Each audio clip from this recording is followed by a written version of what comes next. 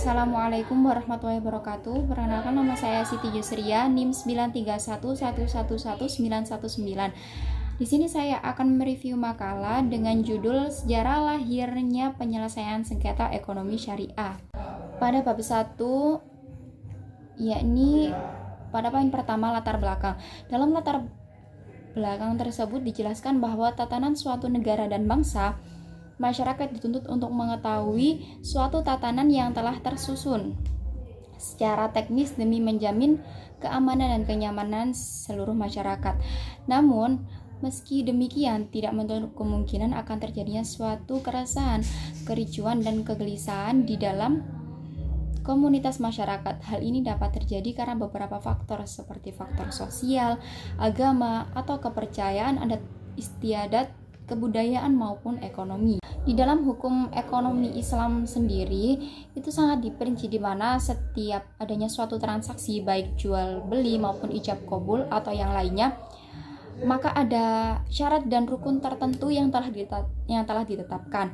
Hal tersebut bertujuan untuk menjamin kenyamanan dan integrasi antara pihak sehingga transaksi yang dilaksanakan tidak ada yang merasa dirugikan. Pada poin kedua, rumusan masalah yang dibahas dalam hal tersebut, yang pertama yaitu apa saja yang termaktub dalam Perma nomor 1 tahun 2019 dan Perma nomor 14 tahun 2016. Dan rumusan masalah yang kedua membahas tentang bagaimana perkembangan hukum ekonomi syariah saat ini. Pada poin ketiga tentang tujuan penulisan. Jadi tujuan penulisan tersebut yang pertama yaitu sebagai syarat memenuhi mata kuliah penyelesaian sengketa ekonomi syariah. Dan yang kedua, untuk mengetahui dan memahami tata cara yang diterapkan dalam menyelesaikan sengketa ekonomi syariah. Dan yang terakhir, untuk menambah wawasan khazanah ilmu pengetahuan baik bagi pembaca khususnya dalam bidang ekonomi syariah. Pada bab 2, pembahasan yang pertama yaitu sejarah lahirnya perma tentang penyelesaian sengketa ekonomi syariah. Yang pertama yaitu Perma nomor 14 tahun 2016.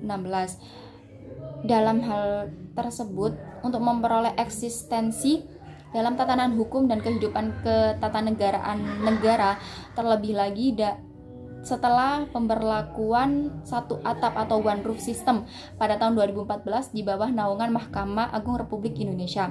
Penyebutan PA tersebut sebagai lembaga peradilan khusus menunjukkan pembeda dengan ketiga lingkungan peradilan yang ada di Indonesia.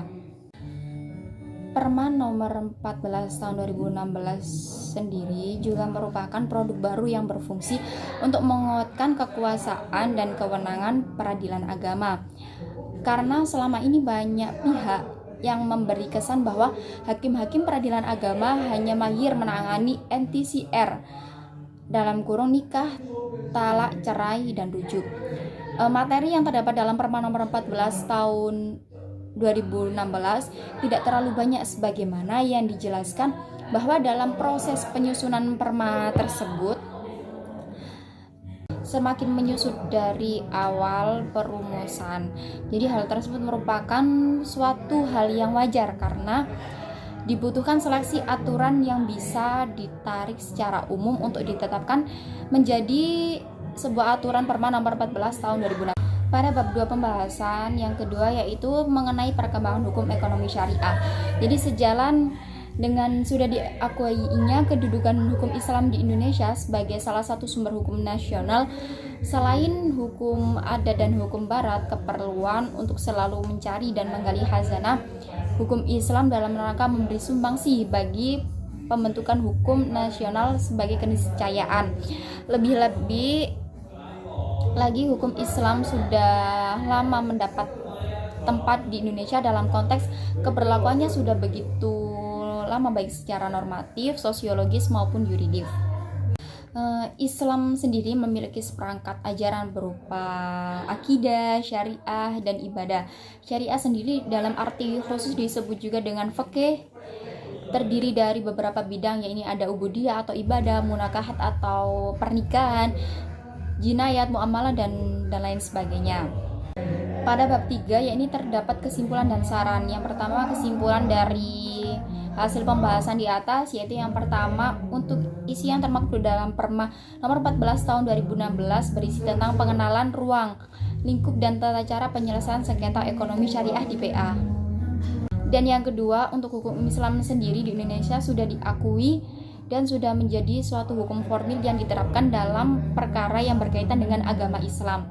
Jadi tidak hanya itu masalah yang berkaitan dengan syariah, itu tidak hanya fokus pada jinayat atau pidana, siasa atau tata negara maupun munakahat atau perkawinan, namun juga dalam bidang muamalah atau ekonomi yang sudah banyak menggunakan aturan syarak sebagaimana landasannya seperti perbankan syariah. Dalam review makalah kali ini terdapat beberapa kelebihan dan kekurangan. Kelebihan yang pertama yaitu bahasanya tidak bertele-tele sehingga pembaca tidak bingung.